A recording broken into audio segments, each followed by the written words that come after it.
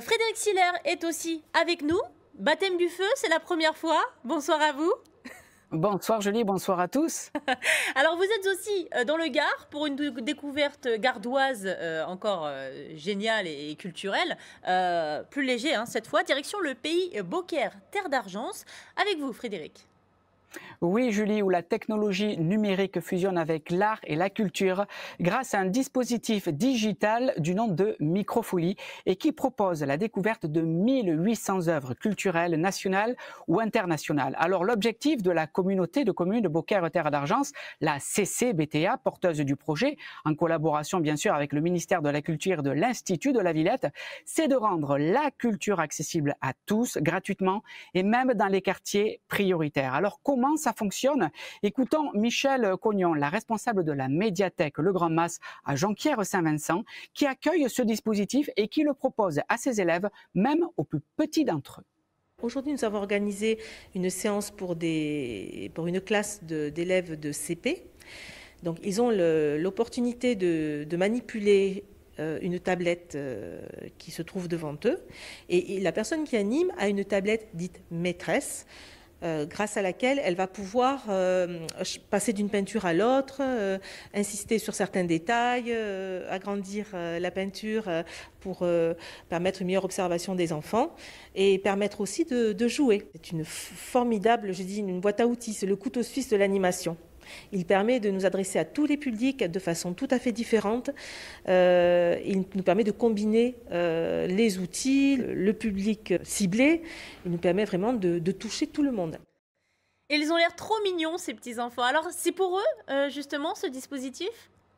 Alors, c'est pour eux, mais c'est aussi pour les enseignants, puisque cette plateforme numérique arrive à séduire les professeurs. Alors, pourquoi? Les éléments de réponse avec Amandine Abadi. Elle est enseignante à l'école de Fontcouverte dans le Gard. Ça permet aux élèves de découvrir autre chose que nous ne pouvons pas forcément proposer en classe. Ça permet de travailler d'autres compétences qui seront liées à ce que nous venons de faire ici, notamment en art, pourquoi pas avec ma collègue qui pourra aussi travailler sur les artistes que nous avons vus tout à l'heure. Et nos élèves, dans tout ça, qu'est-ce qu'ils en pensent ? Eh bien, écoutez Julie, ils adhèrent, ils sont conquis. Écoutez ce qu'ils ont retenu et surtout, qu'est-ce qu'ils en pensent. J'ai trouvé facile les petits mots qui étaient cassés sur la peinture. Sur les tablettes, on a joué, on a fait un jeu de mémoire, on a fait de la peinture, on a fait des puzzles. C'était trop bien. Oui, je me suis trop éclatée, c'était trop bien. C'était trop bien. Petite dédicace à la petite coupe de cheveux, la crête, là. Moi, j'adore. Oui. Cette plateforme Microfolie... ça, mais bon. Non, on n'osera pas. Cette plateforme Microfolie, on a l'impression que c'est vraiment, du coup, pour eux, à destination des enfants. Alors, c'est à destination des enfants, mais pas que, puisque on pense aussi aux adultes. 4 casques à réalité virtuelle sont disponibles pour une immersion totale au cœur des œuvres. Écoutez l'une des intervenantes qui s'essaye justement à cette nouvelle façon d'appréhender la culture et l'art. Alors, pour les endroits où on ne peut pas se rendre, pourquoi pas? Oui, c'est ludique, c'est sympa.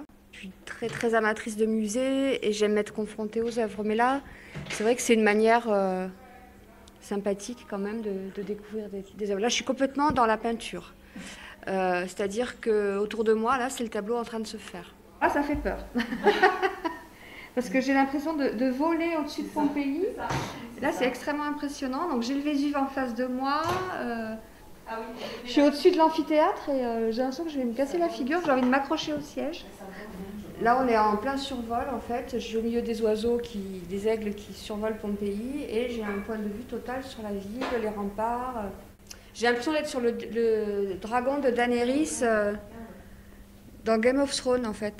Oui, je passe entre les maisons. J'ai l'impression de voler entre les... C'est assez spectaculaire, ça. Mais c'est génial, moi aussi j'ai envie de faire ça, Frédéric. Vous avez testé ?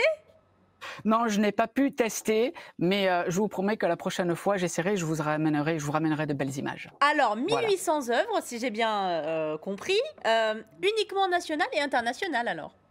Alors oui, pour le moment, mais sachez Julie que le catalogue va s'enrichir d'ici peu puisque la communauté de communes Beaucaire Terre d'Argent travaille à y intégrer la culture locale. Et ça, c'est dans un avenir très proche.